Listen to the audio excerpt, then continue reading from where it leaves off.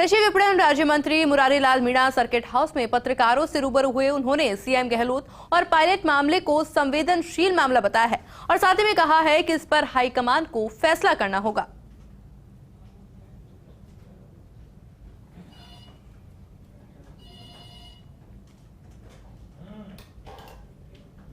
राजस्थान में क्या परिस्थितियाँ चल रही है, मैं इस मामले में कोई ज़्यादा बात नहीं करना चाहता। मैं समझता हूँ कि ये हमारे लेवल का मामला नहीं है। ये जो आपसी झगड़े हैं इनका समाधान करने का काम हाईकमान का है, हाईकमान इसको देखेगा। ऐसा पायलट साहब, मैंने पहले ही बोला था, पायलट साहब बड़े नेता हैं और इन्होंने ये सारी चीज़ों का समाधान हाईकमान अपने स्तर पर करेगा। मैं समझता हूँ कि हाईकमान के दिमाग में सारी बात है और मिल बैठ के कोई न कोई समाधान निश्चित होगा।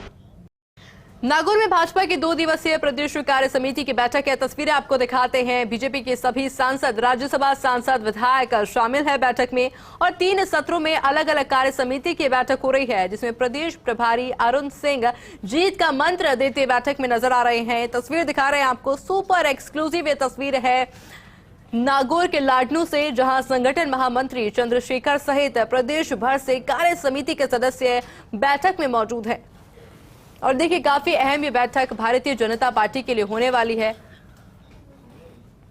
और इसी खबर पर अधिक जानकारी के लिए हमारे साथ सहयोगी ऐश्वर्य प्रधान जुड़ चुके हैं। ऐश्वर्य, कितनी महत्वपूर्ण बैठक ये होने वाली है भारतीय जनता पार्टी के लिए आगामी चुनाव को देखते हुए? शुरुआत के दौर में ही तमाम लीडर्स ने प्रहार कर दिया है राज्य सरकार पर, राज्य सरकार को आड़े हाथ लिया है। कल रात के घटनाक्रम को लेकर राजेंद्र राठौड़, सीपी जोशी, गजेंद्र सिंह शेखावत, अरुण सिंह, तमाम जो लीडर्स हैं उन्होंने राज्य सरकार पर कड़े प्रहार किए हैं। तो ये जो सबसे बड़ी बात है कि आज की प्रदेश कार्य समिति इस कल के घटनाक्रम की शुरुआत में ही कल के घटनाक्रम पर को लेकर इन्होंने तमाम लीडर्स ने घेर दिया है। अभी आपको मंच पर जो दिखाई दे रहे हैं उनमें सीपी जोशी है, राजेंद्र राठौड़ है, गजेंद्र सिंह शेखावत है, अर्जुन मेघवाल है और अरुण सिंह है, ओम प्रकाश माथुर है, सतीश पुनिया है, अलका सिंह है। तमाम लीडर्स आपको दिखाई दे रहे होंगे। थोड़ी देर बाद ये बैठक जो है वो शुरू हो जाएगी। विभिन्न सत्र चलेंगे इस बैठक में। अभी इसकी शुरुआत में विभिन्न ईश्वरीय पूजा अर्चना के साथ इसकी शुरुआत की गई है। तस्वीरें दर्शकों तक पहुंच पा रही है। ऐश्वर्य, कौन कौन से वो अहम मुद्दे होने वाले हैं जिसमें आज की इस बैठक में चर्चा होगी? देखिए, सबसे अहम मुद्दा है आगामी चुनाव की रणनीति बनाया जाना कि आगामी चुनाव में किस तरीके से इन तमाम लीडर्स को, इन नेताओं को आगे जाना है। तो सबसे इम्पोर्टेंट चीज यही दिखाई देगी आज।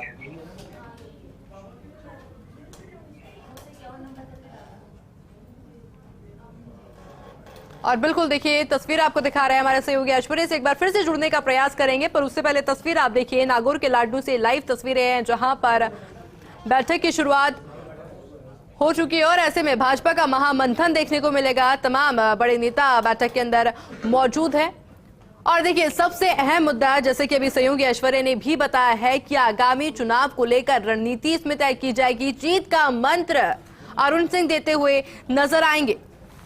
काफी अहम बैठक है इसलिए भी क्योंकि देखिए, चुनावी साल है और इस चुनावी साल के अंदर कांग्रेस पार्टी को किस तरह से टक्कर दी जाए, जनता को अपने से कैसे जोड़ा जाए, कैसे जनसंवाद किया जाए जिससे जनता भारतीय जनता पार्टी से जुड़ती हुई नजर आए। और देखिए, तमाम चेहरे आप देख सकते हैं। नेता प्रतिपक्ष राजेंद्र राठौड़ मौजूद है, सीपी जोशी कार्यक्रम में मौजूद है और ऐसे में देखिए, जो कल रात की जो घटनाक्रम हुआ था, सरकारी विभाग में जिस तरह से करोड़ों की राशि मिली थी, 2 करोड़ से ज्यादा की राशि मिली थी, उसके ऊपर भी प्रतिक्रिया देखने को मिली थी। सतीश पूनिया इस समय देखिए वहां पर मौजूद है और जिस तरह से सीपी जोशी ने साफ कर दिया था कि ये कांग्रेस सरकार की विफलता है और साथ ही के अंदर सीपी जोशी ने कांग्रेस सरकार पर निशाना भी साधा था और कई सवाल भी उस पूरे घटनाक्रम को लेकर खड़े किए गए थे। और देखिए, पहले ही माना जा चुका था कि इस पूरे घटनाक्रम के बाद में अब राजनीति जरूर देखने को मिलेगी। भारतीय जनता पार्टी निशाना साधने से पीछे नहीं हटेगी और ऐसे के अंदर जब मीडिया के सामने अब भारतीय जनता पार्टी के जब तमाम दिग्गज आए, तब उन्होंने इस पूरे घटनाक्रम को लेकर अपनी प्रतिक्रिया भी साझा कर दी। पर फिलहाल ये तस्वीर आप देखिए, लाइव तस्वीर अभी आपको दिखा रहे हैं। नागौर के लाडनू से ये तस्वीरें हैं जहां कार्य समिति की बैठक चल रही है और तमाम कांग्रेस पार्टी के दिग्गज नेता बैठक के अंदर शामिल है। कुछ ही देर के अंदर बैठक की शुरुआत हो जाएगी, जिसमें जीत का मंत्र दिया जाएगा। भाजपा की 2 दिवसीय ये प्रदेश कार्य समिति की बैठक होगी, जिसमें बीजेपी के सभी सांसद, राज्यसभा सांसद और विधायक भी शामिल है। हमारे साथ सहयोगी ऐश्वर्य प्रधान जुड़ चुके हैं।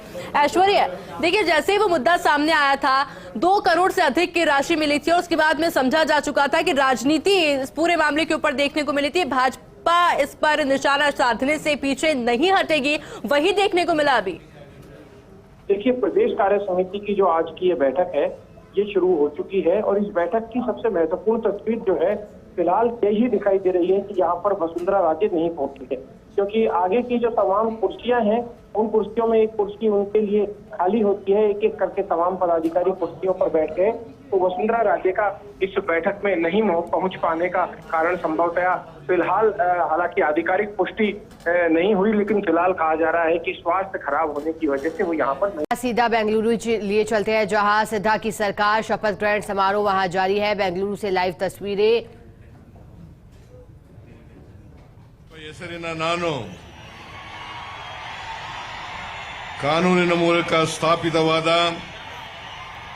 ಭಾರತದ ಸಂವಿಧಾನದ ವಿಷಯದಲ್ಲಿ ನಿಜವಾದ ಶ್ರದ್ಧೆ ಮತ್ತು ನಿಷ್ಠೆಯನ್ನು ಹೊಂದಿರುತ್ತೇನೆಂದು ನಾನು ಭಾರತದ ಸಾರ್ವಭೌಮತ್ವವನ್ನು ಮತ್ತು ಅಖಂಡತೆಯನ್ನು ಎತ್ತಿ ಹಿಡಿಯುತ್ತೇನೆಂದು ಮತ್ತು ಕರ್ನಾಟಕ ರಾಜ್ಯದ ಮುಖ್ಯಮಂತ್ರಿಯಾಗಿ ನನ್ನ ಕರ್ತವ್ಯಗಳನ್ನು ಶ್ರದ್ಧಾಪೂರ್ವಕವಾಗಿ ಮತ್ತು ಅಂತಃಕರಣಪೂರ್ವಕವಾಗಿ ನಿರ್ವಹಿಸುತ್ತೇನೆಂದು ಭಯ ಅಥವಾ ಪಕ್ಷಪಾತವಿಲ್ಲದೆ, ರಾಗದ್ವೇಷವಿಲ್ಲದೆ ಎಲ್ಲ ಬಗೆಯ ಜನರಿಗೆ ಸಂವಿಧಾನಕ್ಕೆ ಮತ್ತು ಕಾನೂನಿಗೆ ಅನುಸಾರವಾಗಿ ನ್ಯಾಯವಾದುದನ್ನೇ ಮಾಡುತ್ತೇನೆಂದು ದೇವರ ಹೆಸರಿನಲ್ಲಿ ಪ್ರಮಾಣ ಮಾಡುತ್ತೇನೆ.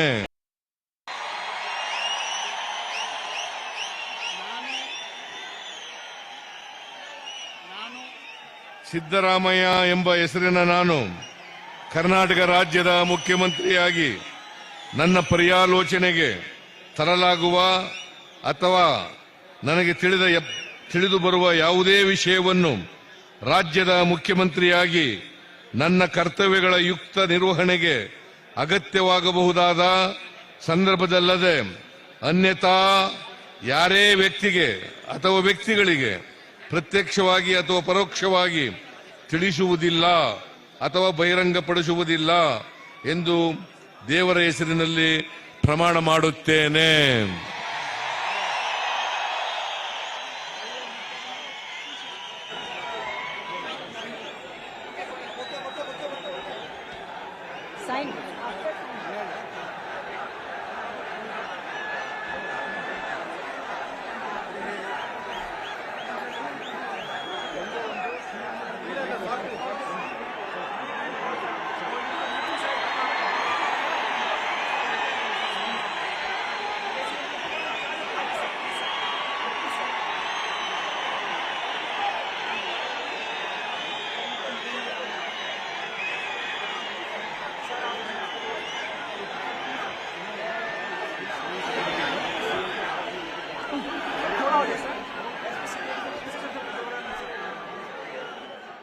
और देखिए तस्वीरें, कर्नाटक के सीएम के रूप में सिद्धारमैया ने शपथ ली। हमने आपको सुनाया, शपथ ग्रहण समारोह के दौरान उन्होंने शपथ ली अपने पद की, और जिस तरह से कांग्रेस पार्टी ने तमाम वादे किए थे, ये भी कहा कि किस तरह से अब अपने पद की शपथ लेते हैं। प्रयास यही रहेगा कि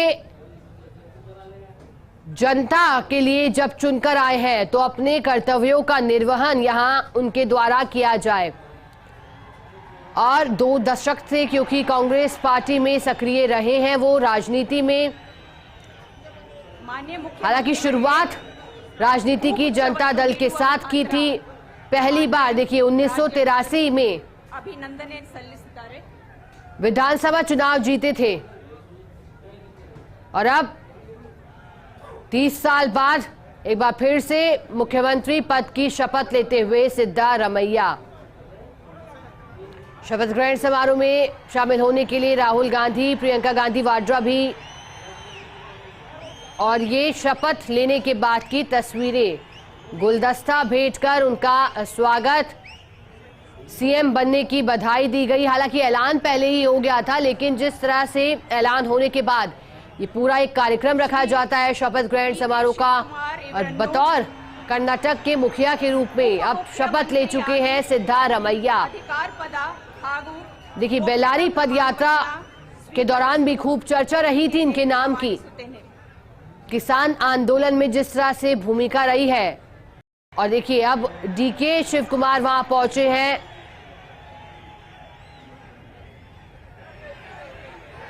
डिप्टी सीएम के तौर पर अब वो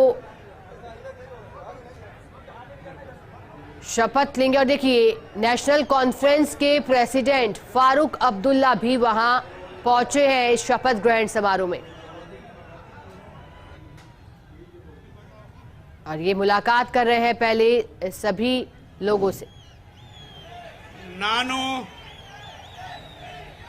ನಾನು ಡಿ.ಕೆ. ಶಿವಕುಮಾರ್ ಎಂಬ ಹೆಸರಿನಾದ ನಾನು ಕಾನೂನು ಮೂಲಕ ಸ್ಥಾಪಿತವಾದ ಭಾರತದ ಸಂವಿಧಾನ ವಿಷಯದಲ್ಲಿ ನಿಜವಾದ ಶ್ರದ್ಧೆ ಮತ್ತು ನಿಷ್ಠೆಯನ್ನು ಹೊಂದಿರುತ್ತೇನೆಂದು, ನಾನು ಭಾರತದ ಸಾರ್ವಭೌಮತ್ವವನ್ನು ಮತ್ತು ಅಖಂಡತೆಯನ್ನು ಎತ್ತಿ ಹಿಡಿಯುತ್ತೇನೆಂದು ಮತ್ತು ಕರ್ನಾಟಕ ರಾಜ್ಯದ ಉಪಮುಖ್ಯಮಂತ್ರಿಯಾಗಿ ನನ್ನ ಕರ್ತವ್ಯವನ್ನು ಶ್ರದ್ಧಾಪೂರ್ವಕವಾಗಿ ಮತ್ತು ಅಂತಃಕರಣದ ಪೂರ್ವಕವಾಗಿ ನಿರ್ವಹಿಸುತ್ತೇನೆಂದು, ಭಯ ಅಥವಾ ಪಕ್ಷಪಾತವಿಲ್ಲದೆ, ರಾಗ ದ್ವೇಷವಿಲ್ಲದೆ ಎಲ್ಲ ಬಗೆಯ ಜನರಿಗೆ ಸಂವಿಧಾನ ಮತ್ತು ಕಾನೂನಿಗೆ ಅನುಸಾರವಾಗಿ ನ್ಯಾಯಯುತವಾಗಿರೆಂದು ಮಾಡುತ್ತೇನೆಂದು ಶ್ರೀ ಗಂಗಾಧರ ಅಜ್ಜನ ಹೆಸರಿನಲ್ಲಿ ಪ್ರಮಾಣ ಮಾಡುತ್ತೇನೆ.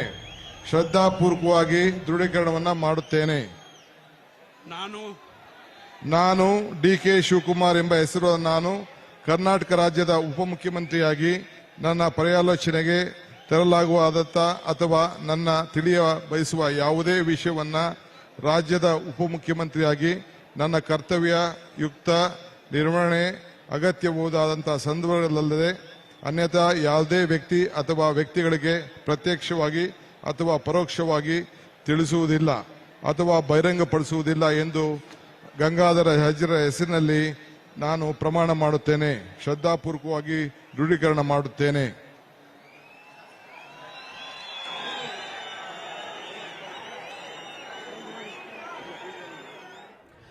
देखिए, डिप्टी सीएम पद की शपथ ली यहां डीके शिव कुमार ने। शपथ लेने के बाद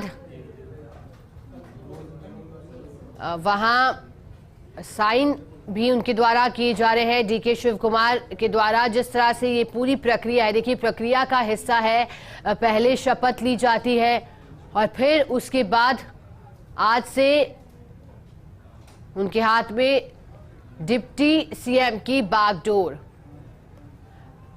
विपक्ष के नेता भी देखिए बड़ी संख्या में पहुंचे हैं। फारूक अब्दुल्ला पहुंचे हैं, बिहार के मुख्यमंत्री नीतीश कुमार भी पहुंचे हैं कार्यक्रम में हिस्सा लेने के लिए। बेंगलुरु से लाइव तस्वीरें, बड़ी संख्या में समर्थक पहुंचे हैं सिद्धारमैया और डीके शिव कुमार के, और ये शपथ ले चुके हैं। पहले सिद्धारमैया ने शपथ ली और फिर उसके बाद डिप्टी सीएम की शपथ डीके शिव कुमार के द्वारा ली गई। मुख्यमंत्री अशोक गहलोत भी पहुंचे हैं कार्यक्रम में।